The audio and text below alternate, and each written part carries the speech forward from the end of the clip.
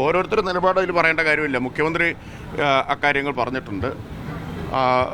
മുഖ്യമന്ത്രി പറഞ്ഞത് ഒരു ചരിത്ര പശ്ചാത്തലത്തിൽ നിന്നുകൊണ്ടാണ്. അത് നിങ്ങൾക്കാർക്കും അഭിപ്രായ വ്യത്യാസമില്ലല്ലോ. UDF സർക്കാരിൻ്റെ കാലത്ത് എല്ലാ കാലത്തും വർഗീയ സംഘർഷങ്ങൾ കേരളത്തിലുണ്ടായിട്ടുണ്ട്. നമ്മളിപ്പോൾ പാലക്കാട്ടാണ് നിന്ന് സംസാരിക്കുന്നത്.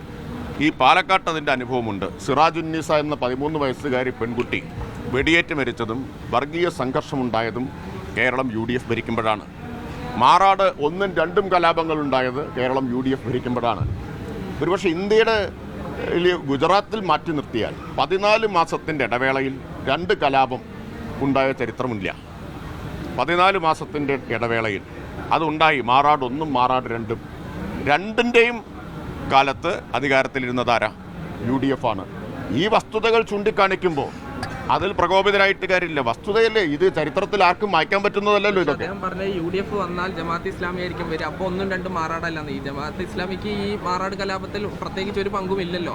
അവർ വന്നു കഴിഞ്ഞാൽ ഈ ജമാഅത്ത് അഭ്യന്തരം ഭരിക്കും, അങ്ങനെ കലാപം ഉണ്ടാവുന്ന പറയുന്നത്. അദ്ദേഹം പറഞ്ഞതിൻ്റെ അർത്ഥം ഇത്രയേ ഉള്ളൂ. കഴിഞ്ഞ കാലങ്ങളിലെല്ലാം വർഗീയ സംഘർഷം ഉണ്ടായത് UDF കേരളത്തിൽ അധികാരത്തിലിരുന്നപ്പോഴാണ്. കഴിഞ്ഞ 10 കൊല്ലത്തെ അനുഭവം നമ്മുടെ മുമ്പിലുണ്ട്. ഇന്ത്യയിൽ ഏറ്റവും കൂടുതൽ വർഗീയ സംഘർഷങ്ങളുണ്ടായ 10 വർഷം, ഇന്ത്യയിൽ ഏറ്റവും കൂടുതൽ വർഗീയ കലാപമുണ്ടായ 10 വർഷം ഒരൊറ്റ സംസ്ഥാനത്ത് മാത്രമാണ്. ഇന്ത്യയിൽ ഒരൊറ്റ സംസ്ഥാനത്ത് LDF ഭരിക്കുന്ന കേരളത്തിൽ മാത്രമാണ് ഒരു വർഗീയ ശക്തിക്കും തല പൊക്കാൻ അവസരം കൊടുക്കാതിരുന്നത്. അത് ഞങ്ങൾ അഭിമാനത്തോടെ തന്നെ പറയും. ആ താരതമ്യവും നടത്തും. LDFൻ്റെ ഈ കഴിഞ്ഞ 10 വർഷത്തിനിടയിൽ ഒരു വർഗീയ ശക്തിക്കും കേരളത്തിൽ തലപൊക്കാൻ കഴിഞ്ഞിട്ടില്ല എന്നതും, പണ്ട് മാറാട് ഉൾപ്പെടെയുള്ള കലാപങ്ങൾ ഉണ്ടായത് ആരുടെ കാലത്താണെന്നും താരതമ്യം നടത്തും. ആ താരതമ്യത്തിൽ അസ്വസ്ഥരായതുകൊണ്ട് കാര്യമില്ല.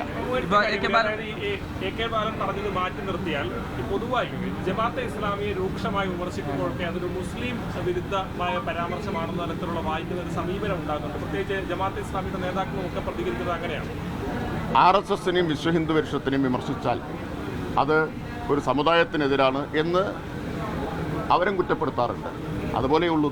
ഇപ്പോൾ ഈ പാലക്കാട് ഒരു കലാപത്തിന് ജമാഅത്ത് ഇസ്ലാമി ശ്രമിച്ചിരുന്നു എന്നൊക്കെ പലരും പറയുന്നുണ്ട്. സമീപകാലത്ത് അത് പിന്നെ ഇന്റലിജൻസ് തടസ്സപ്പെടുത്തിയില്ല. പക്ഷെ അങ്ങനെ ആരെയും അറസ്റ്റ് ചെയ്തതായിട്ട് അങ്ങനെ ഒരു കേസ് ഉള്ളതെന്നായിട്ട് അറിയില്ല. താങ്കൾ മന്ത്രി എന്ന നിലയ്ക്ക് അറിയുമോ? അല്ല, എനിക്കറിയാവുന്ന കാര്യം എനിക്ക് പറയാൻ പറ്റും. പക്ഷെ പൊതുമണ്ഡലത്തിലൊരു കാര്യം, UDF സർക്കാരിൻ്റെ കാലത്ത് ഒരു അഫിഡവിറ്റ് കേരള ഹൈക്കോടതിയിൽ കൊടുത്തതുണ്ട്. അതിൽ ജമാഅത്തെ ഇസ്ലാമിയുടെ പ്രവർത്തനങ്ങൾ നിരന്തര നിരീക്ഷണത്തിലാണ് എന്ന് പറഞ്ഞുകൊണ്ടുള്ള ഒരു അഫിഡവിറ്റ് ഉണ്ട്. അതൊരു രേഖയാണ്. അത് ഇപ്പോൾ പുറത്തു വന്നതാണ്. അതുകൊണ്ട് അതിനെ പറ്റിയിട്ട് നമുക്ക് പറയാം. കാരണം അത് തെളിവുള്ള കാര്യമാണ്. ബാക്കി കാര്യങ്ങൾ എനിക്കറിഞ്ഞൂടെ. എനിക്കറിയുന്ന കാര്യം എനിക്ക് പറയാൻ പറ്റും.